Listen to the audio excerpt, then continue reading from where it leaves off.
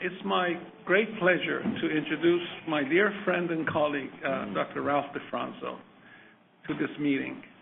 Dr. DeFronzo received his MD from Harvard in 1969, and then he did 2 years of residency in internal medicine at Johns Hopkins Hospital. After that, he did 2 years of fellowship in endocrinology at Baltimore City Hospital and the NIH branch over there for gerontology. And uniquely, he did 2 more years of fellowship in nephrology, this time at Hospital University of Pennsylvania. And then he went to Yale, where he became assistant professor and associate professor there. He stayed there from 1975, I believe, to 88.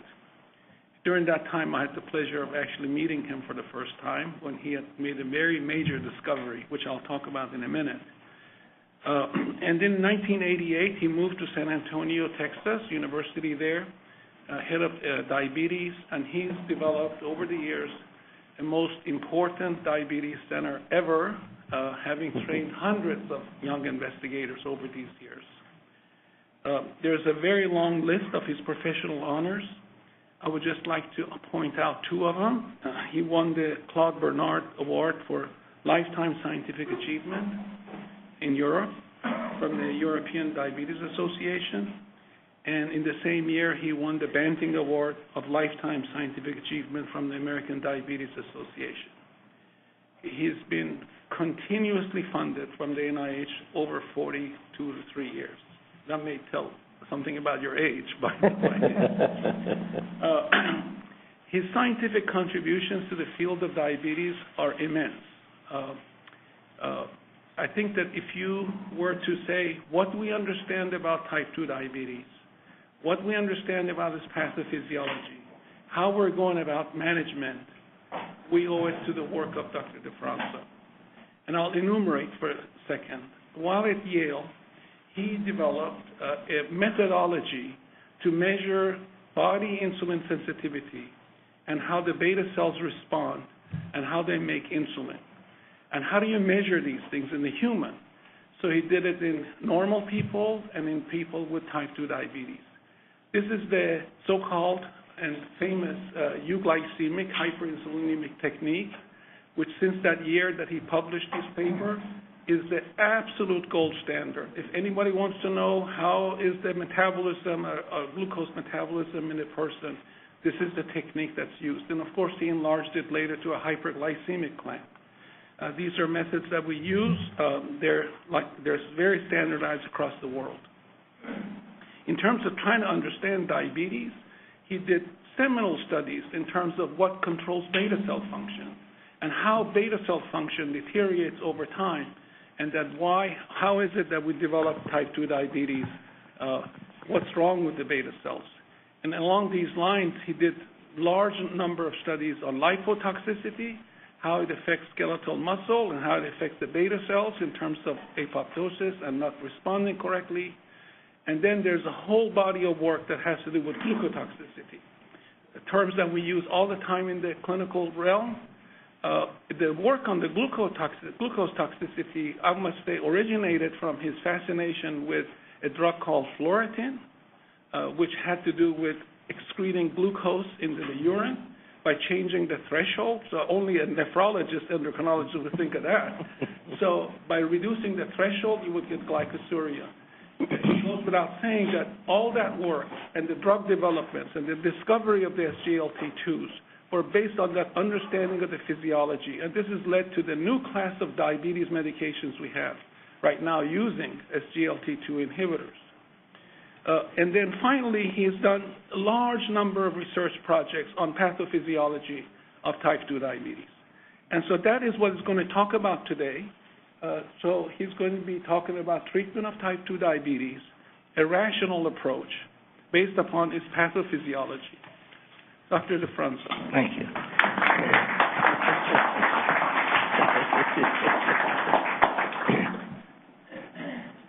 Well, I listened to that introduction. I wasn't quite sure who he was talking about. So, as Herman said, I've spent pretty much all of my career trying to define what it is that causes type 2 diabetes and what has always bothered me is the NIH funds all of this research. We do all of this interesting work.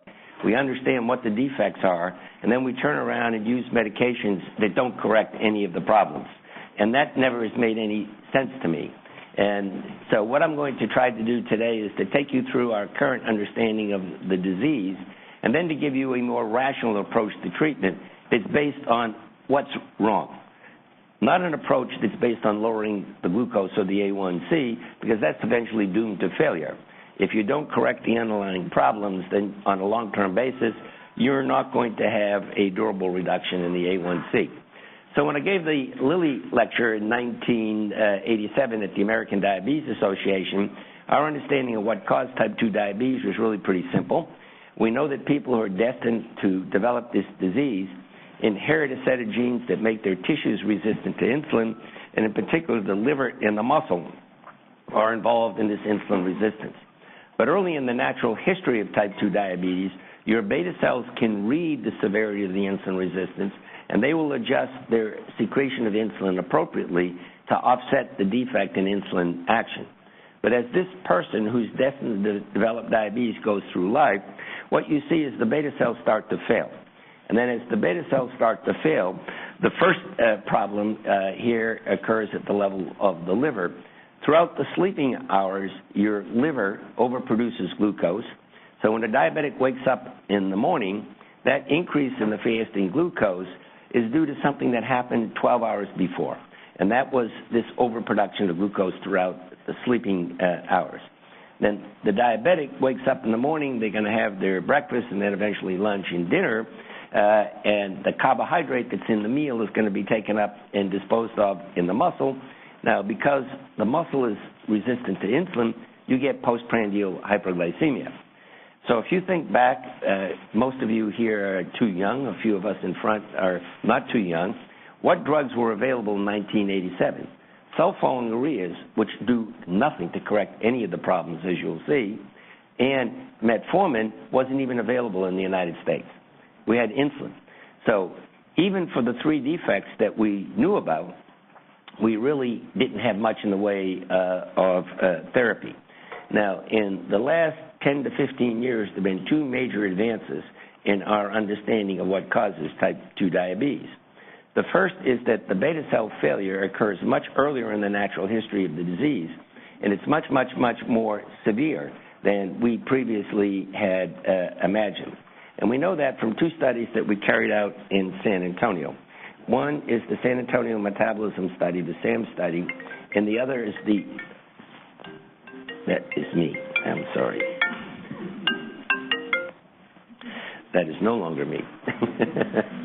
The other is the Vegas study, which stands for Veterans Administration Genetic Epidemiologic Study.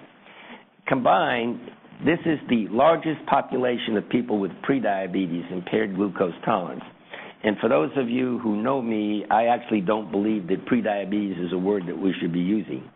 Sort of prediabetes is sort of like a touch of pregnancy. You know, at 3 months you go to see the OB/GYN doc. He says you're pregnant. He doesn't tell you you have a touch of pregnancy, because 9 months later you're going to deliver a baby. You have, quote, prediabetes, particularly if in the upper tertile, as you'll see. Over the next 5 years, you have a greater than 50% chance of developing diabetes. But in this study, there were 259 people with impaired glucose tolerance. And I'll come back to the definition of that in a second. Over 200 people with diabetes, and then an appropriate group of control subjects. And then everybody in this study had one of these insulin clamp studies to measure insulin sensitivity. And without going into it in great detail, what we're going to do is we're going to infuse insulin at a given rate, and we're going to raise everybody's insulin concentration by 100 microunits per ml, and we're going to clamp it there. And then if you are very sensitive to insulin, I'm going to have to give you a lot of glucose to clamp your glucose at the basal level. If you're very resistant, I don't have to infuse much glucose. And I can just add up how much glucose that was infused and come up with an index of insulin sensitivity. And then to measure insulin secretion, we use the OGTT. We also did hyperglycemic clamps, but the data from the hyperglycemic clamp and the OGTT are the same.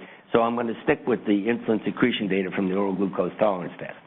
Now, on this slide, what I'm going to plot for you to the left is the area under the glucose during the OGTT, and to the right, the area under the insulin curve during the OGTT. And you don't have to be concerned about the units, okay? Let's just look at the heights of the bars. So the first set of bars that have gone up there are for the normal control subjects in yellow. And so now what I'm going to do is bring up the people with impaired glucose tolerance. So IGT is defined by the American Diabetes Association is someone who has a 2-hour glucose during the OGTT that's less than 200, because, of course, if you get to 200, you have diabetes, and it's above 140, because if you're less than 140, you're normal. So what I've done is taken the people with IGT and just divided them into 3 equal tertiles, 140 to 160, 160 to 180, 180 to 199. And to the left, of course, with increasing tertiles, the number goes up, means your glucose tolerance is worse. But what really is important, what I want you to focus on, what happens to the insulin levels. You can see in these first 2 tertiles of IGT, the insulin level is increased. But you can already see now in the upper tertile of IGT, we're starting to tip over the curve and the insulin levels are starting to go down. Now, the other thing that I want to point out to you is that if you simply measure the insulin levels, you will always get the wrong answer in terms of beta cell function. So here, you would say, okay, if you just looked at the insulin levels, they're high, that your beta cell is functioning normally, or actually supernormally. What I'm going to show you, these people have already lost 80% of their beta cell function. So measuring insulin is never going to give you the correct answer. In fact, it is always going to give you the wrong answer, okay? And that we'll come back to. Now, if I add the people with type 2 diabetes, you can see that with progressive decline in beta cell function here, and I've divided them into 4 quartiles, there's a progressive rise in the glucose area under the curve. I call this Starling's curve of the pancreas, okay? So a little bit of hyperglycemia is pretty good, primes your beta cell, but too much glucose, too much hyperglycemia, you see you tip over this Starling's curve, and as your beta cells now start to fail, of course your glucose tolerance worsens. Now, in real world, okay, you cannot, as I said, just simply look at the insulin level and expect to get an idea of what's going on at the level of the beta cell. So what is the gold standard index for beta cell function? Well, first, there must be a stimulus, and the stimulus is the rise in glucose, and the response is the rise in insulin or C-peptide, which is shown here on the y-axis. But in addition, your beta cells can read exactly how insulin resistant or how insulin sensitive you are. So you have to adjust this index by dividing by the severity of insulin resistance. So this is the gold standard for beta cell function. Now, obviously, you're not going to be able to measure this if you go out into clinical practice, and unless you have a very sophisticated clinical research center, you're not going to be able to make these measurements. So what you learned today, okay, you're going to have to take home because you're not going to be able to do this in the real world. And the point, and this is a very important take-home message, if the A1C comes down and stays down, whatever you've done is having a positive effect on the beta cell. If the A1C comes down and rises, your beta cells are failing, okay, because you cannot make this measurement. So what I just told you is a truth. Simply knowing what happens to the A1C will tell you what's going on with the beta cell function. And I'm going to plot this against the 2-hour glucose. So let's start with the people with normal glucose tolerance. I give you the glucose load. Glucose goes up, and then 2 hours later, it's less than 100. That's the first point on the curve. This is as normal as your glucose tolerance is going to be. And then I divided these people into 3 equal groups, okay, less than 100, 100 to 120, 120 to 139. You see here, in these people who are in the upper tertile of normal glucose tolerance, they already lost 50% of their beta cell function. They are not normal. But according to the American Diabetes definition, they are, quote, normal. The other thing is that when you take into account the severity of the insulin resistance, the beta cell function curve for the obese and the lean people are completely superimposable. So now I'm going to put up the people with IGT, again divided into 3 equal groups.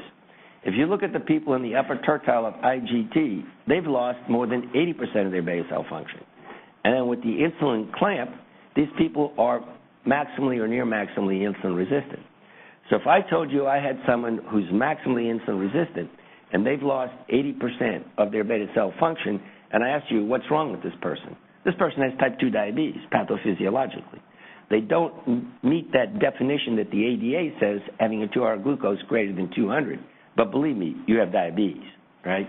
And if I now put up the people with type 2 diabetes, you don't have to lose more than 5 or 10% more of your beta cell function to go from a 2-hour glucose, pretty good, 180, to a 2-hour glucose above 300.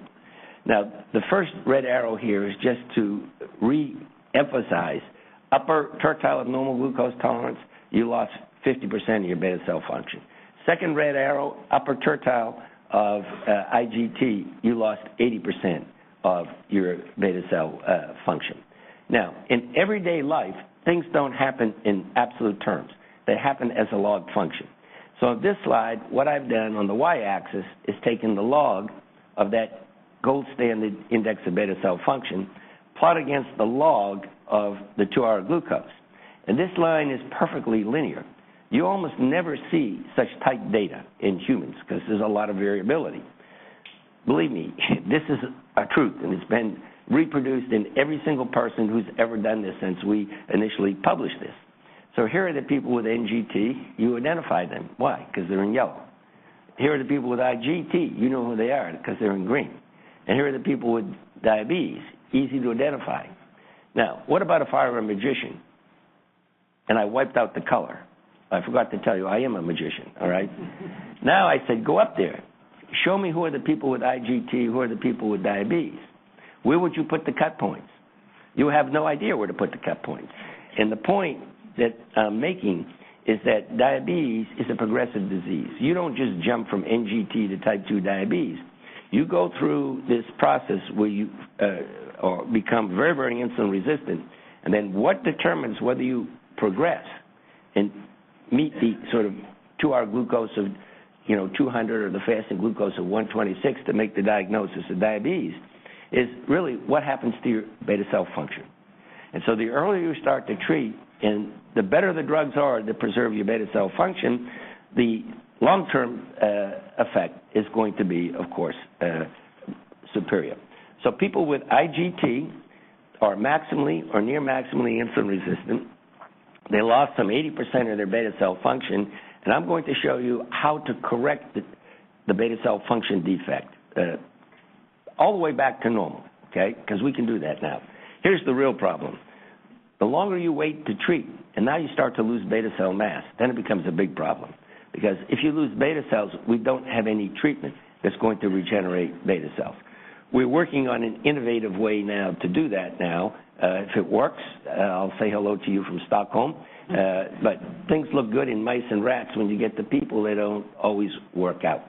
And this is what people forget. Even at the stage of IGT, you start to see the complications. So about 10 to 20% have background retinopathy. It's not proliferative retinopathy. But retinopathy starts somewhere. Another 15 or 20% have microalbuminuria. It's not macroalbuminuria. And another 10 to 15%, 20% have peripheral neuropathy. So the disease starts at this stage. It's just not a full-blown incidence of complications. Now, the other major advance is that our understanding that the disease is very complicated. So when I gave the Banting lecture, I titled it From the Triumvirate to the Ominous Octet, a new paradigm for the treatment of type 2 diabetes. So the core defects, beta cell dysfunction, insulin resistance, liver and muscle, are still here. But now we have 5 other players to deal with. So let's start in the upper right, the fat cell. The fat cell is your friend, okay, for a period of time. So you overeat, and as long as you put those excess calories into the fat cell, it can't hurt you. The problem is, as the fat cell starts to expand, you become resistant to insulin, and now you start to break down the triglycerides, and you release into the bloodstream free fatty acids. So studies that we've done over the years, if I elevate your plasma FFA level into the range of what you see in diabetics in a normal, healthy person for 48 hours, I have your beta cell function, I cause severe insulin resistance in the liver and the muscle.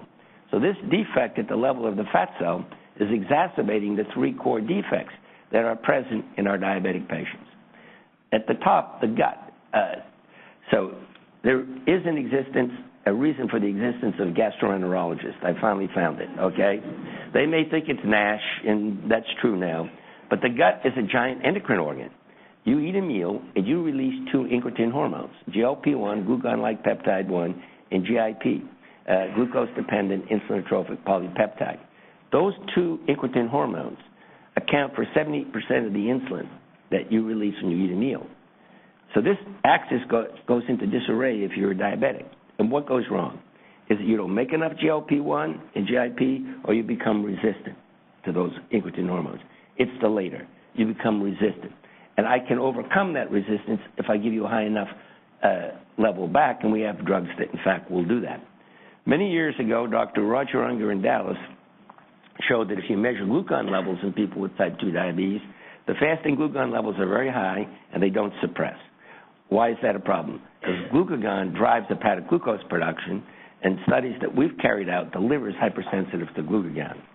So we need drugs that are going to knock down glucagon as well. And we also know here that the kidney plays a major role in the pathophysiology of the disease. And I'll come back and show you how this happens in a second. So you or I, we filter about 180 grams of glucose every day. We reabsorb all of this glucose.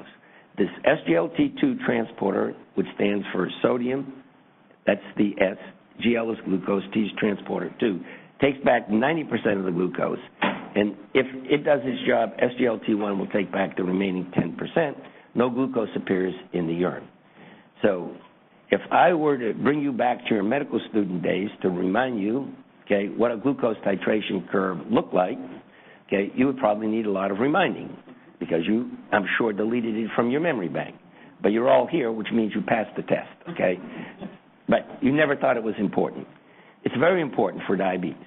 So if I plug in an IV and I start infusing glucose and I raise your glucose from 80 to 100, 150, 180, no glucose appears in the urine. But once I get to 180, that's the threshold at which glucose spills in the urine. So above 180, you and I dump all of that glucose that's filtered above that into the urine. What goes wrong in the diabetic? That threshold goes up.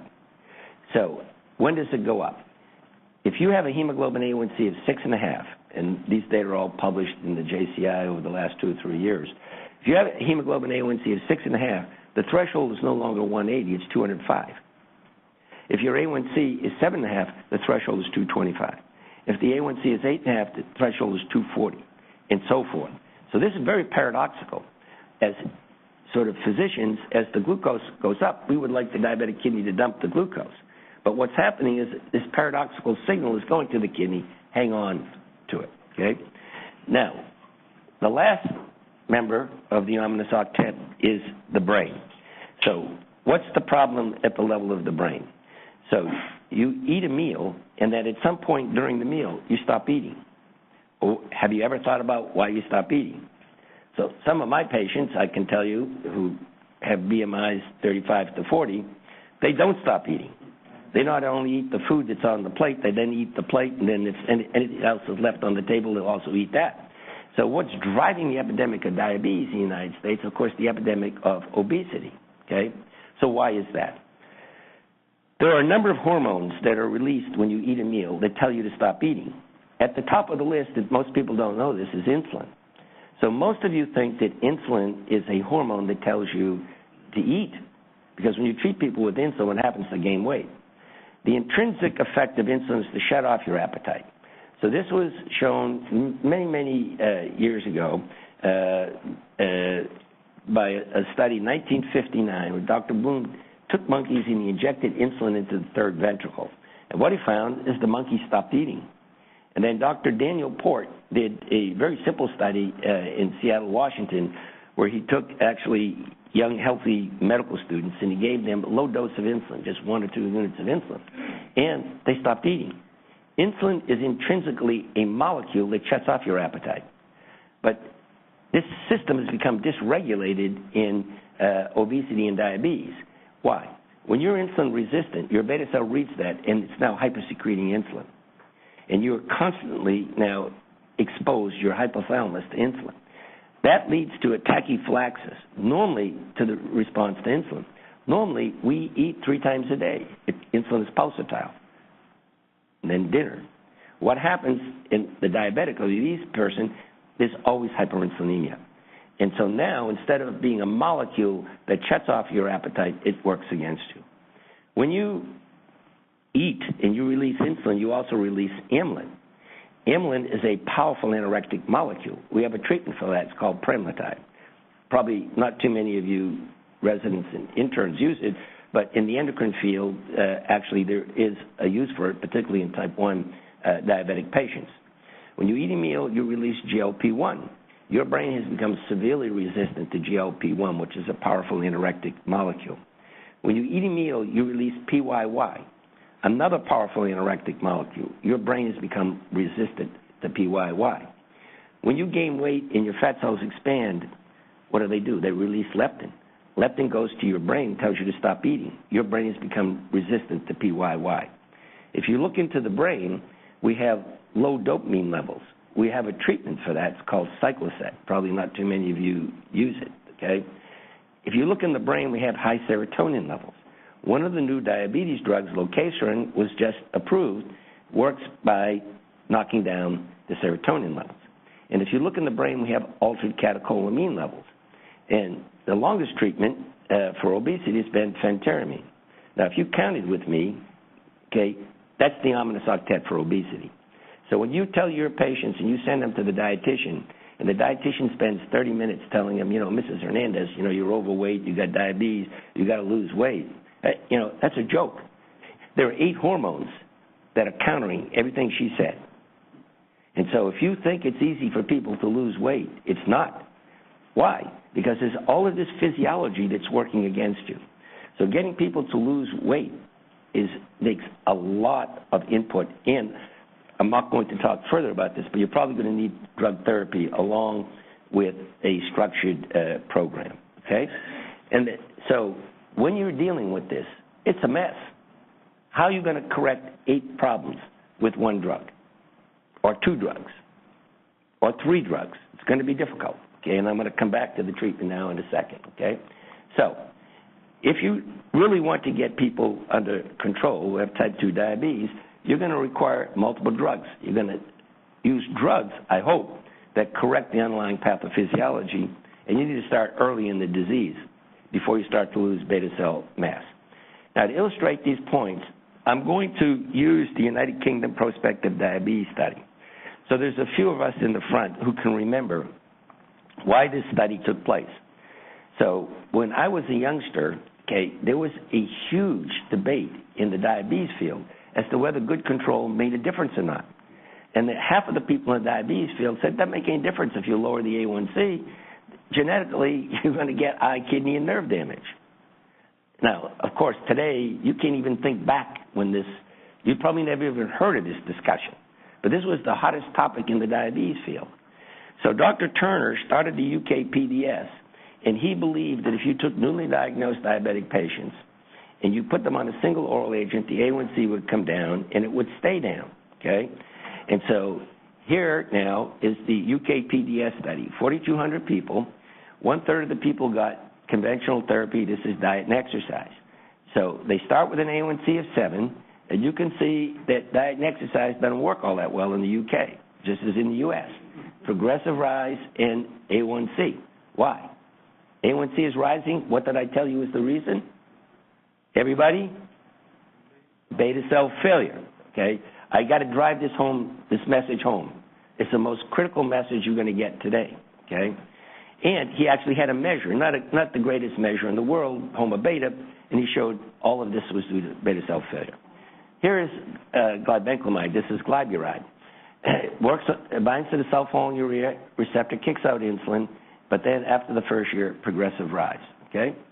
Here's metformin. Metformin is not an insulin-sensitizing drug, okay? It works on the liver to shut down gluconeogenesis, hepatic glucose production, and then progressive rise. Why? Drug does not work on the beta cell. So this study is the most important study in terms of treatment of type 2 diabetes. it's also the biggest disaster in the world. Now, how can a study be the best study in the worst study? Okay? So this is the reason why it's the best study.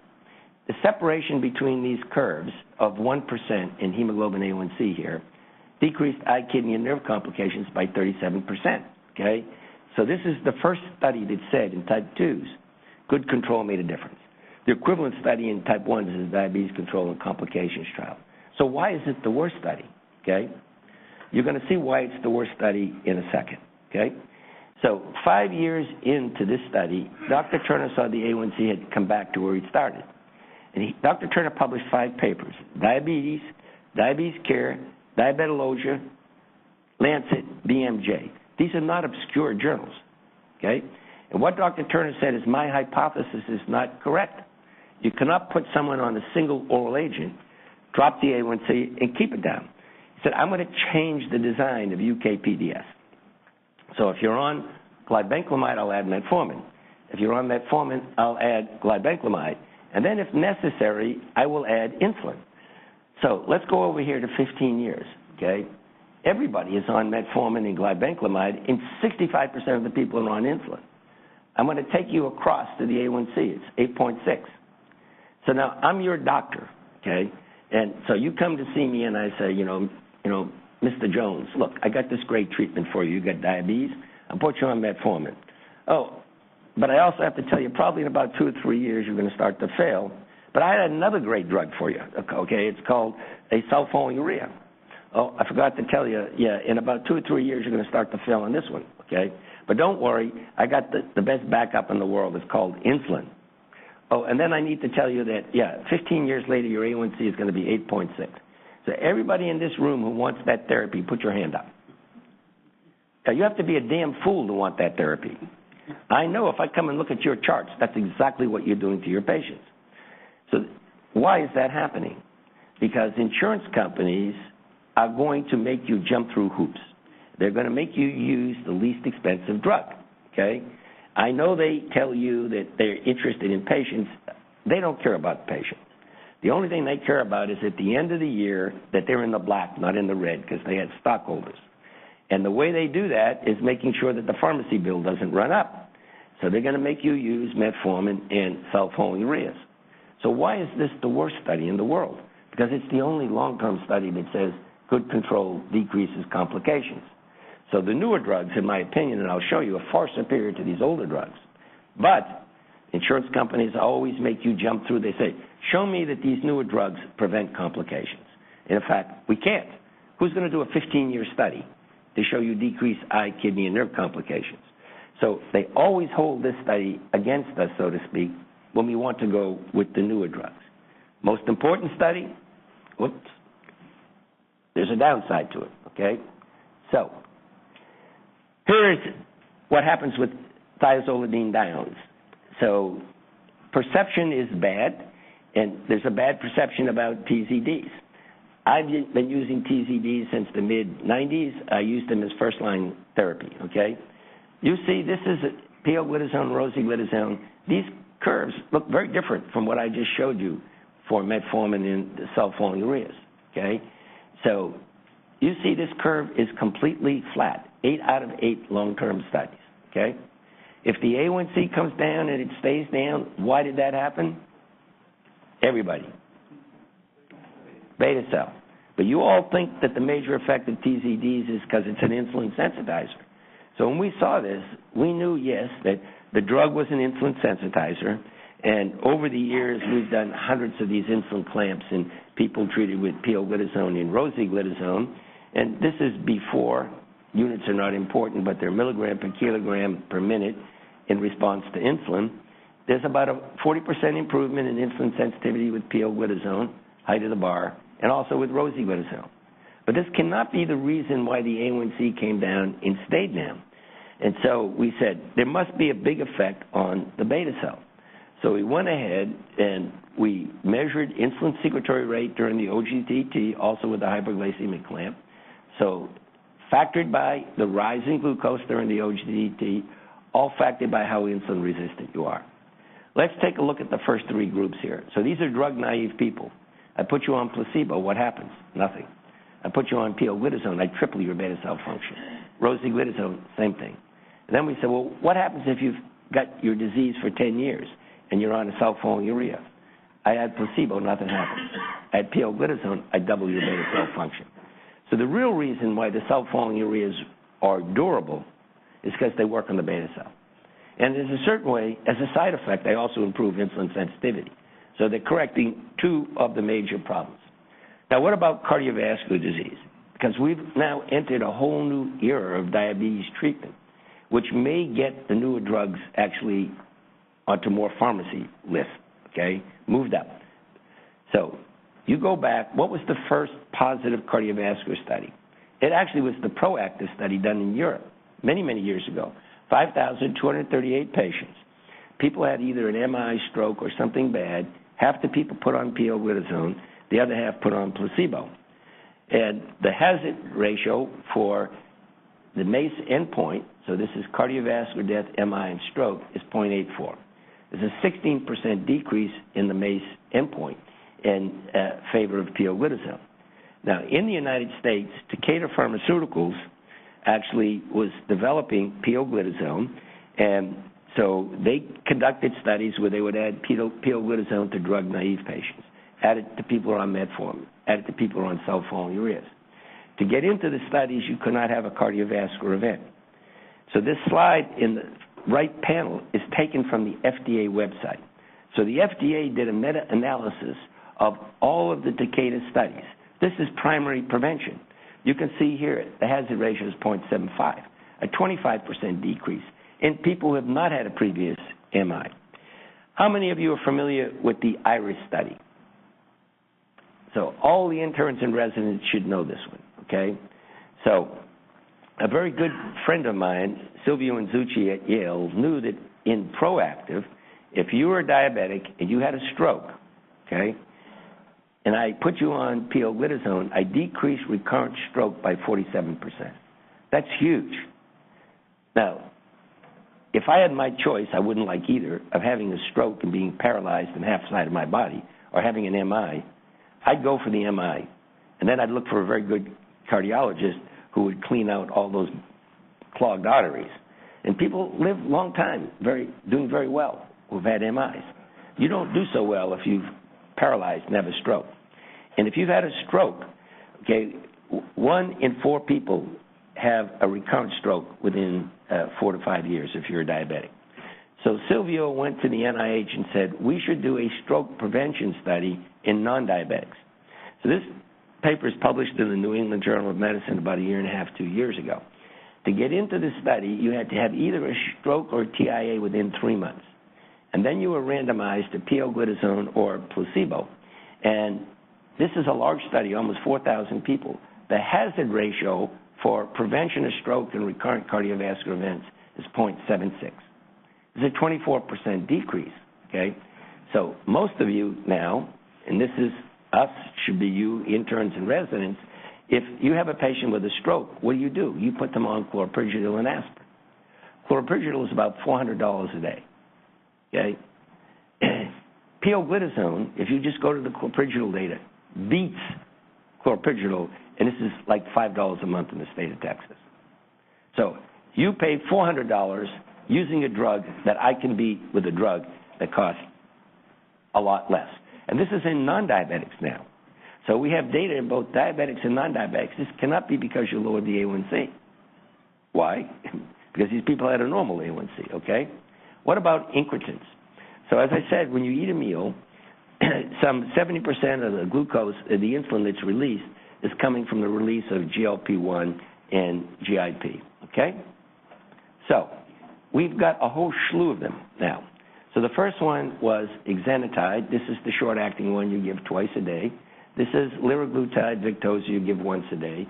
EXENATIDE once weekly, dulaglutide, Trulicity once weekly, semaglutide once weekly, and now we have oral semaglutide, which is coming, so it's not injectable.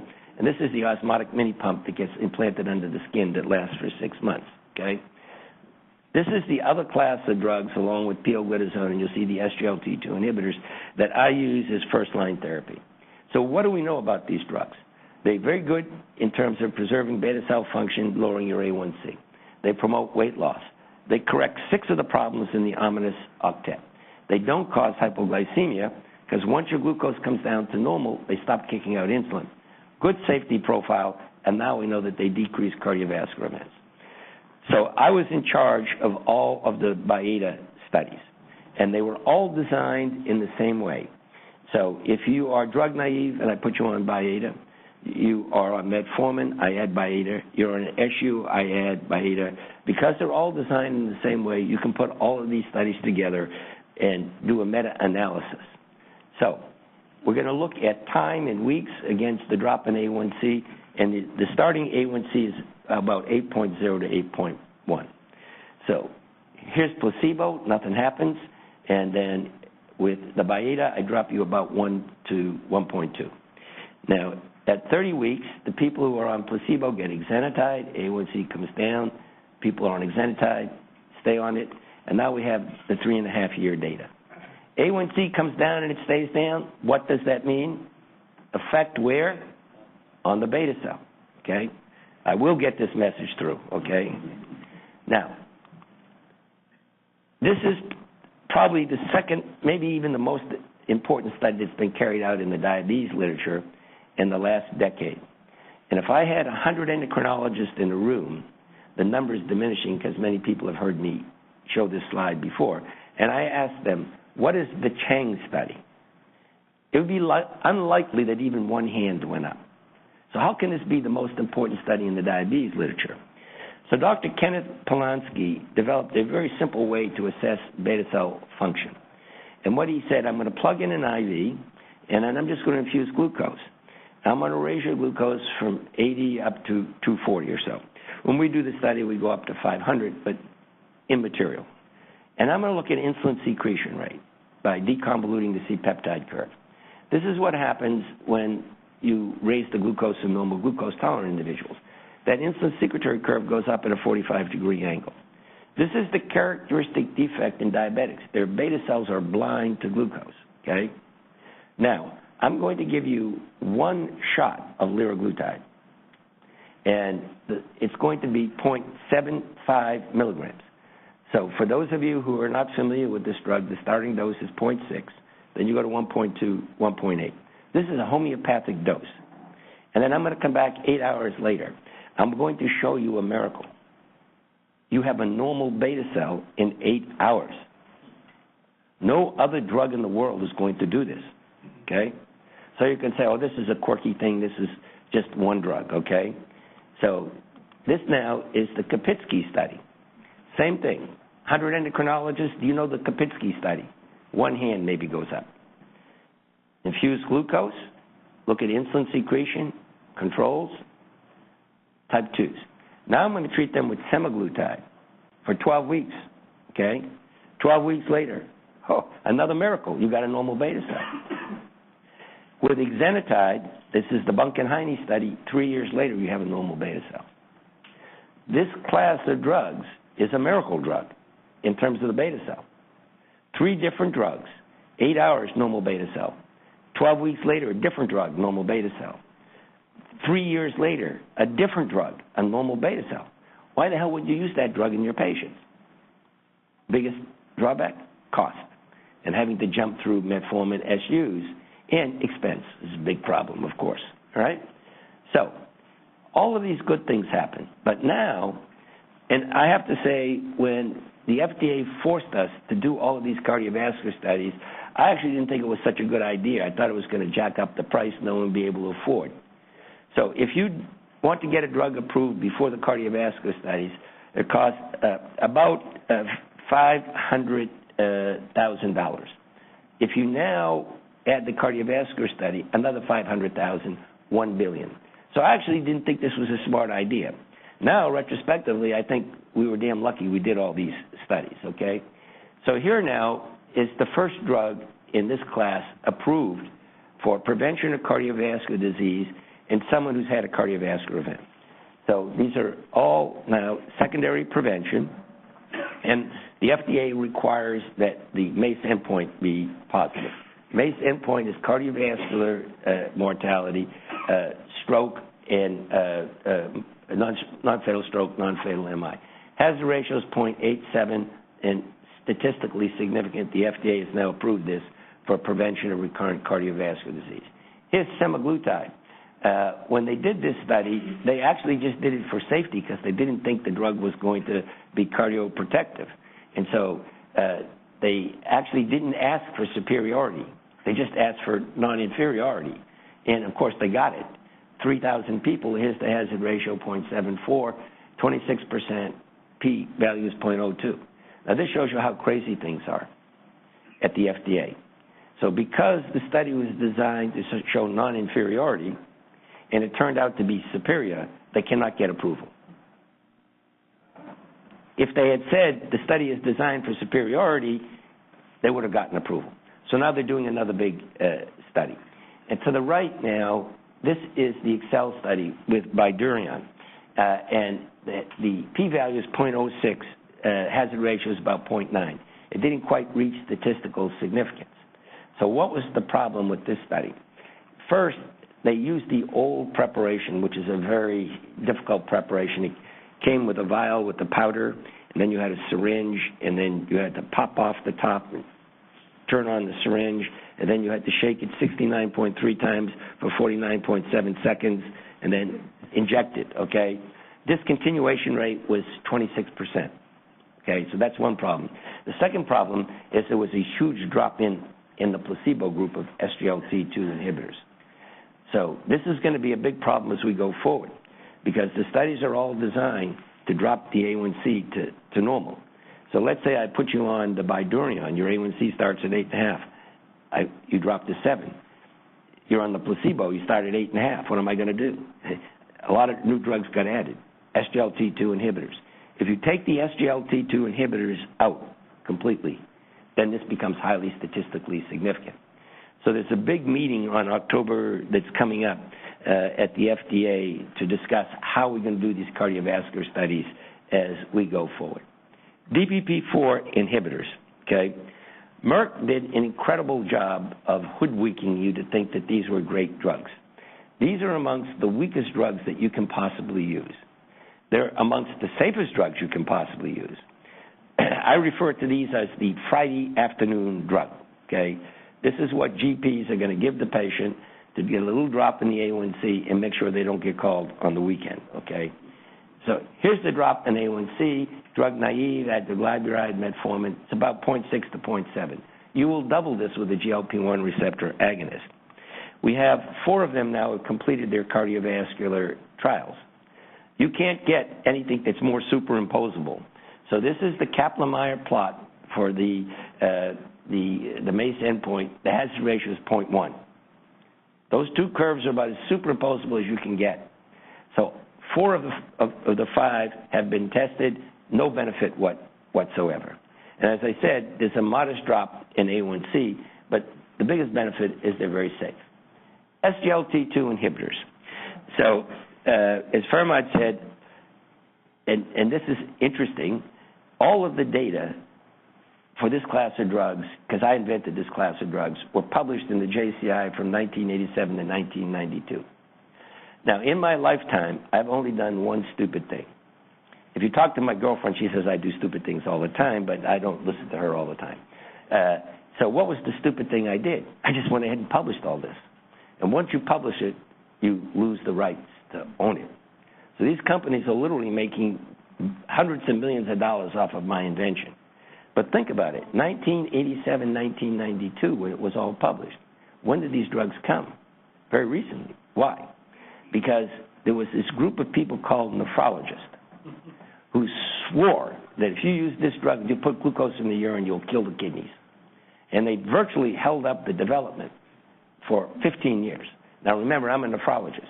I trained as a micropuncturist, and I used this drug. Moreover, my boss at Yale, Dr. Thier, was one of the top people in inherited disorders of tubular transport. So he was Mr. Cystinuria, and he took care of people with familial glucosuria. And, you know, if you're the lowest guy, assistant professor, and the big chief, that means you take care of all the patients. He never sees them. So I knew that these people with familial glucosuria, they live, normal lives, and they never developed kidney failure. So we had the best human study that went on for 40 or 50 years to tell us these drugs were safe, okay? So these drugs correct a novel defect at the level of the kidney, okay? I'll come back to this. And you put the glucose out in the urine, and as your blood sugar comes down, you remove glucotoxicity, and then that leads to an improvement in insulin sensitivity and beta cell function, and I'll show you the data in a second, okay? Nice drop in A1C. You lose calories in the urine, okay? 1 gram of glucose, 4 calories. You lose 90 grams, okay? 360 calories. 10 days, you lose a pound. In a month, you lose 2 pounds. And these people characteristically lose about 3 to 4 kilos over the first 6 months. Because they work on the kidney, you can use it with any other drug. It's a great drug for combination therapy. You drop the blood pressure because they block sodium transport. You go with a little bit negative sodium balance. No hypoglycemia, I'll show you in a second. So they're good at lowering your glucose.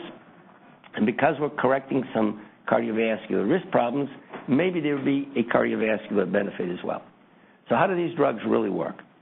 So remember I told you, that you did at some time learn this, how the kidney handles glucose. So I plug in I'm going to measure urinary glucose excretion. I plug in an IV, I raise your glucose to 180, no glucose excreted. This is the threshold at which you start to spill glucose. And now, once you get to this threshold, everything above this ends up in the urine. So what happens to the diabetic? That threshold is increased. Okay? I've shown it here schematically as being 220, but the increase is in direct proportion to the A1C. So how do these drugs work? How low do they lower the threshold? They take you back to normal? 150? 100? No. They lower you to 40. That means there is no such thing as a non-responder to this class of drugs. In fact, anybody in this room, I gave you this drug. You have a fasting glucose of 80, and I dropped your threshold to 40. You're going to urinate out 60, 70, 80 grams of glucose. So now you ought to think, why don't I get hypoglycemic? Never happens. So this has now exposed a whole new physiology. So what's happened is that when the glucose appears in the urine, there's a signal that goes to the liver, and the liver makes an amount of glucose which is identical to what comes out in the urine. You can never, ever make someone hypoglycemic, unless, of course, you're giving it someone's on insulin or on a sulfonylurea, okay? So how does the signal go? We think it goes from the kidney and the renal nerves to the brain to the liver. So what we've done recently, we've taken people with polycystic kidney disease, and when they come and they have end-stage disease, because the kidneys are so big and painful and they have hematuria, they remove the kidneys. And then, so you don't have your normal kidneys, and then they give you a transplanted kidney. Renal innervation is gone. You lose the signal completely. So the signal is being generated by the renal nerves. Obviously, the kind of studies that we want to do to look at the connection from kidney to brain to human to liver, we can't do in people. So we're doing in animals. But we've discovered a whole new physiology by utilizing this class of drugs that we never knew about. Now, the primary effect is on the kidney. So you put glucose out in the urine. And then, as you get rid of the glucose and your blood sugar level drops, look what happens to insulin secretion. I double it. So I do the OGTT, and your glucose doesn't rise as much, but I doubled your insulin secretion. Normally, insulin secretion follows glucose. When I lower glucose, insulin secretion goes down. This immediately told us there must be a huge effect on the beta cell. I measure insulin sensitivity with the insulin clamp. I improve by about 30-40% your insulin sensitivity. And then the gold standard for beta cell function is the increment in insulin, factored by the increase in glucose, all factored by how insulin resistant you are. I double your beta cell function. So these drugs do three things. They correct the renal defect, first primary, then secondary, improve insulin sensitivity, and improve beta cell function. Okay? Now, what about cardiovascular disease? So empagliflozin was the first one that came out in the New England Journal of Medicine, and the MACE endpoint was hazard ratio was 0.86. Okay, So a big study, 7,000 people. This drug is now approved by the FDA. And here is now the effect of empagliflozin on death, okay? And you can see that these curves separate literally within the first 2 or 3 months. So this is a very quick effect, very unlikely to be related to lowering the glucose. Personally, I think it's a hemodynamic effect. I put you into negative salt and water balance. I decrease the preload, the afterload, and these drugs have a specific effect on the aorta to decrease aortic stiffness. So if I measure your blood pressure here and I drop it by 5/2, because that's what these drugs do, I drop it here 8 to 10 by 3 to 4. So I both preload and afterload reduce acutely. The other hypothesis put forward by Professor Ferranini is these drugs switch you from glucose to ketone metabolism. And ketones are a preferred fuel by the myocardium. Their extraction is taken up even better than glucose, and if you burn ketones, you generate more ATP with less oxygen consumption. These are the two leading theories.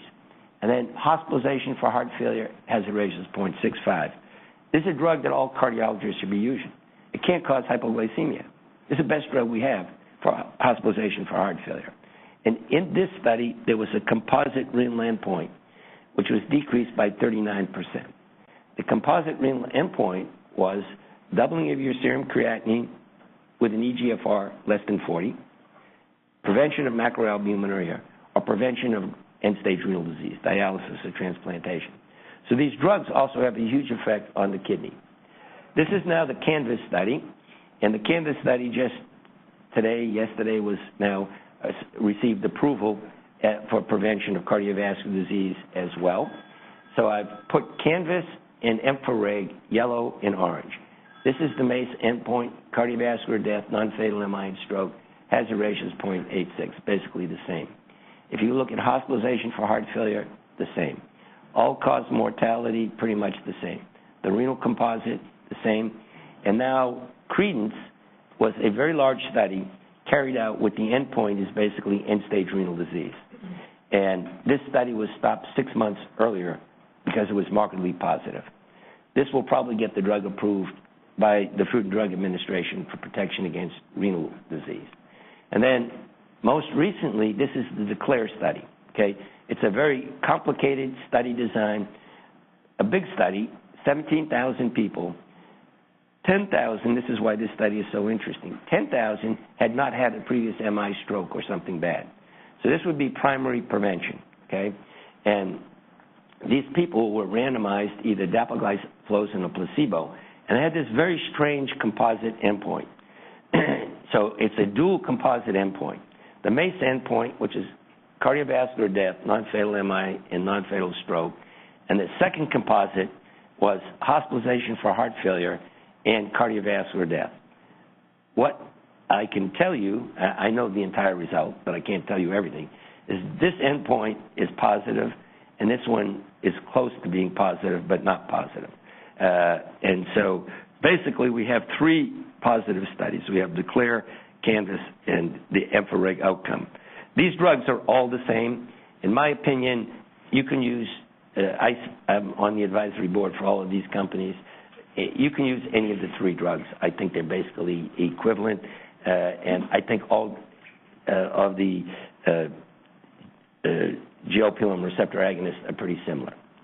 So we now have moved into a new era here. And diabetics, the primary cause of death is cardiovascular. Primary cause of the microvascular complications is high glucose. Primary cause of mortality is insulin resistance and the insulin resistance syndrome, hypertension, dyslipidemia, etc. Now, the good thing is the drugs that we have that are available, okay, correct both the hyperglycemia and prevent cardiovascular disease, okay? So we have the GLP-1 receptor agonist, positive cardiovascular studies, LEADER, SUSTAIN-6, and I think EXCEL is positive. PIOGLITAZONE, we actually have more data with PIOGLITAZONE than any of the other ones. Proactive, IRIS, the FDA analysis. This is Dr. Nissen's study, Periscope, looking at IBIS quantitation of coronary plaque, decreased by some 40% with PIOGLITAZONE. Chicago study, Dr. Mazzone's study, carotid intermedial thickness, reduced with pioglitazone. SGLT2 inhibitors, the EMPA-REG outcome study, the CANVAS study, CVD real-world study that I didn't talk about in the DECLARE study. And then at the bottom of the list is metformin. And in fact, if I had to list the drugs the way I use them, I'd list them in this order. And I always start with combination therapy, at least 2, usually 3 of the drugs. So why is metformin at the bottom? So who brought metformin to the United States? One endocrinologist only did the entire drug development. New England Journal, 1995. No other names on the paper, me. So I love this drug, but it's number 4 on my list. Why? It doesn't affect beta cell function. So A1C is going to rise progressively, okay? And this is where the anti-atherogenic effect comes from. UKPDS. In the metformin arm, there were 342 people because metformin was only used in obese type 2s. Okay, today, the Food and Drug Administration says if you want to get a drug approved for a cardiovascular indication, you must have 250 events. Not 250 people, not 342 people. You have to have 250 events. Most of these big studies have somewhere between 5,000 and 10,000 people with 600 events. So I would say that we don't know whether metformin is beneficial from the atherogenic standpoint. Maybe, may not be, okay? But this is my big 4. So I wanted to come up with a way that when you left this room, there'd be 2 messages. The first one, hopefully you got, okay? Beta cell preservation, A1C stays down. The second is, how are you going to remember the big 4? Okay, so there are a lot of young people in this room, okay? There's some middle-aged people. There's some older people. There's some older than old people. I'm with the young group, by the way. So everybody knows who these people are. So these are the Beatles, okay? So this is the Fab 4. SGLT2 inhibitors, pioglitazone, GLP-1 receptor agonists, and metformin. So if you can remember the Beatles, you'll remember what drugs you should be using. Thank you very much for your attention.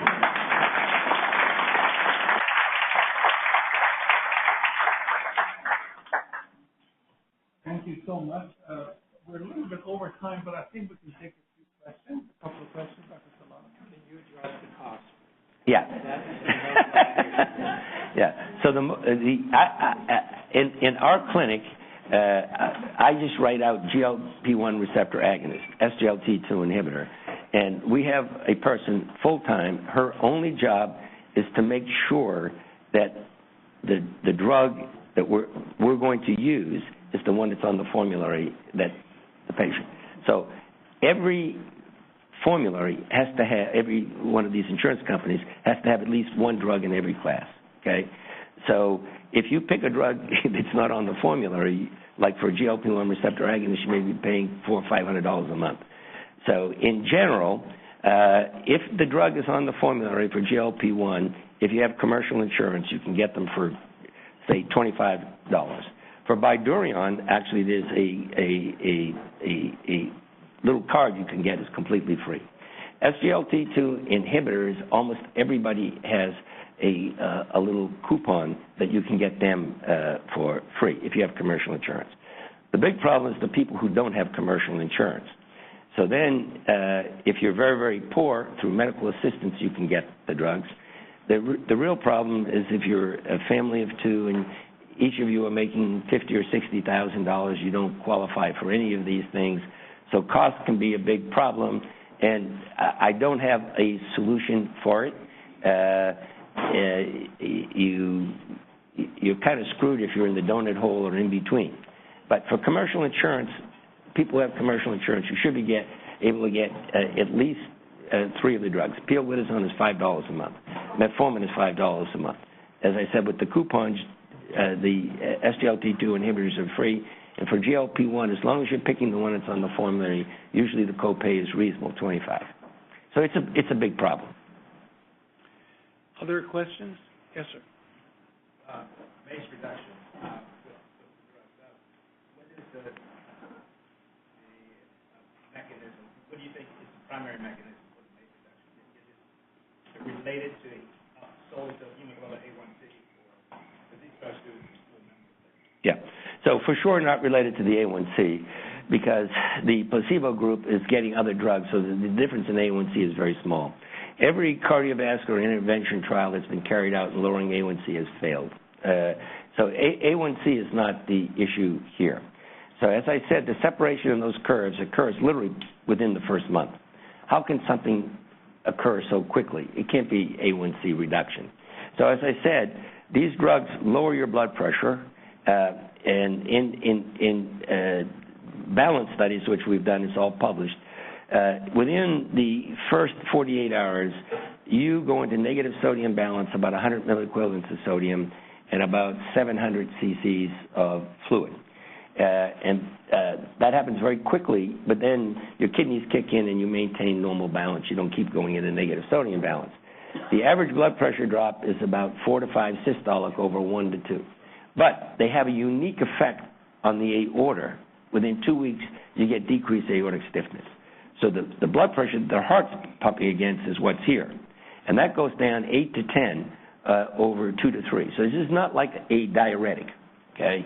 And then, so I'm decreasing preload and afterload. And in these studies, heart rate did not go up. So we think that, in fact, these drugs also block the sympathetic nervous system response. And we're actually doing norepinephrine turnover studies to look at that. The other theory is the ketone hypothesis that Ellie Farinini put forward at the ADA 2 years ago. So when I put you on these drugs, and I'm not going to go into this, but they definitely switch you over to ketone production. And in the average person, the ketone goes from, say, 0.2, which is very low, millimolar, up to 0.7 or 0.8. Now, that's a very small increase. But ketones are avidly taken up by the myocardium. So if you, and these are studies that we've done with PET, if you look at the myocardium, it's severely resistant to insulin. Normally, the myocardium is burning fat. If you become ischemic, the myocardium wants to switch over to glucose metabolism. Why? When you burn glucose, it's a very fuel-efficient substrate. You use less oxygen, generate more ATP. But if you're insulin resistant in the myocardium, you can't switch over to glucose. Ketones are taken up by the myocardium in a dose-response relationship to the concentration. Have nothing to do with whether you're insulin resistant. So if ketone levels go up, your myocardium will start extracting the ketones. And that's a very fuel-efficient substrate. And so if you have a dilated ventricle and you're having ventricular irritability and you're very anoxic, I can correct that very quickly by infusing ketones. So those are the two leading hypotheses. In an article that we wrote in Diabetes Care, there's 14 other ones.